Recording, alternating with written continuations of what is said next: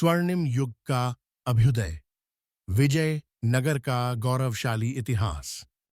विजयनगर साम्राज्य भारतीय इतिहास के पन्नों में एक ऐसा नाम है जो न केवल अपनी संस्कृति और कला के लिए प्रसिद्ध था, बल्कि अपने सैन्य बल और प्रशासनिक व्यवस्था के लिए भी जाना जाता था।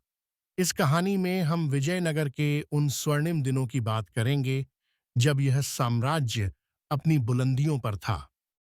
14वीं सदी का भारत राजनीतिक अस्थिरता के दौर से गुजर रहा था। दिल्ली सल्तनत के कमजोर शासन ने दक्षिण भारत के राज्यों को स्वतंत्र होने का अवसर दिया।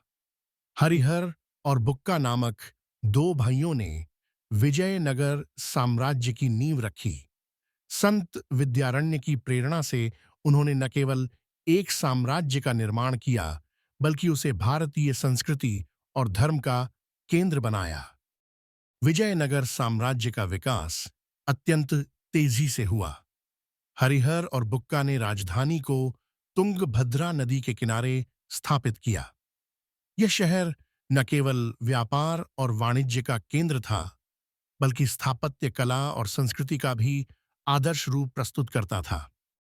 राय राजवंश के शासनकाल में साम्राज्य का विस्तार तेजी से हुआ। किसानों के लिए सिंचाई व्यवस्था को प्राथमिकता दी गई। विजयनगर साम्राज्य के राजा कृष्णदेवराय को भारत का सबसे महान शासक माना जाता है। उनकी प्रशंसा विदेशी यात्रियों ने भी की। कृष्णदेवराय के शासनकाल को विजयनगर का स्वर्ण युग कहा जाता है। वे केवल एक शक्तिशाली योद्धा ही नहीं थे, बल्कि एक संवेदनशील और प्रजापालक शासक भी थे। उन्होंने न केवल अपने दुश्मनों को परास्त किया, बल्कि किसानों और व्यापारियों के लिए नए अवसर पैदा किए। उन्होंने तेलुगु साहित्य को बढ़ावा दिया और प्रसिद्ध कवि अल्लसानी पेद्दना उनके दरबार में थे। अमुक्तमाल्यदा जैसा महाकाव्य उनकी साहित्यिक रुचि का प्रमाण है। उनकी सैन्य रणनीतियों ने उन्हें दक्षिण भारत के सबसे शक्तिशाली शासक के रूप में स्थापित किया। विजयनगर का हम्पी नगर अपने विशाल मंदिरों, बाजारों और महलों के लिए प्रसिद्ध था। यहाँ के बाजार सोने, चांदी, रत्न और मसालों से भरे रहते थे। विट्ठल मंदिर, हजारा राम मंदिर और अन्य स्थापत्य कृतियां आज भी उस युग की महानता की गवाही देती हैं। यहाँ की मूर्तिकला और चित्रकला अद्वितीय थी। विजयनगर साम्राज्य ने न केवल हिंदू संस्कृति को बढ़ावा दिया, बल्कि दक्षिण भारत की पारंपरिक संगीत और नृत्य कला को भी संरक्षित किया। हालांकि विजयनगर साम्राज्य ने अपनी बुलंदियों को छुआ, लेकिन हर साम्राज्य का अंत निश्चित होता है। तालिकोटा की लड़ाई 1565 में दक्कन सल्तनतों के संयुक्त बल ने विजयनगर को परास्त कर दिया।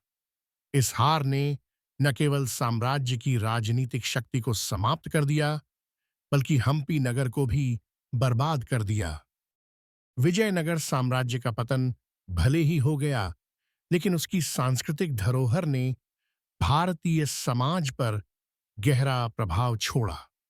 यह साम्राज्य हमें यह सिखाता है कि एकता, नेतृत्व और कड़ी मेहनत से किसी भी चुनौती का सामना किया जा सकता है।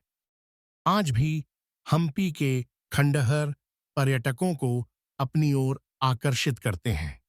वे उस स्वर्णिम युग की याद दिलाते हैं जिसने भारत को गौरवशाली इतिहास का तोहफा दिया। विजयनगर साम्राज्य न केवल एक महान राजनीतिक शक्ति थी, बल्कि यह भारतीय कला, संस्कृति और धर्म का प्रतीक भी था।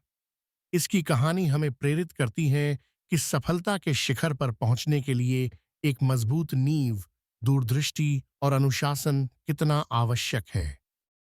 विजयनगर की कहानी भारतीय इतिहास के उस अध्याय का प्रतीक है जो हमें गर्व करने का अवसर देता है।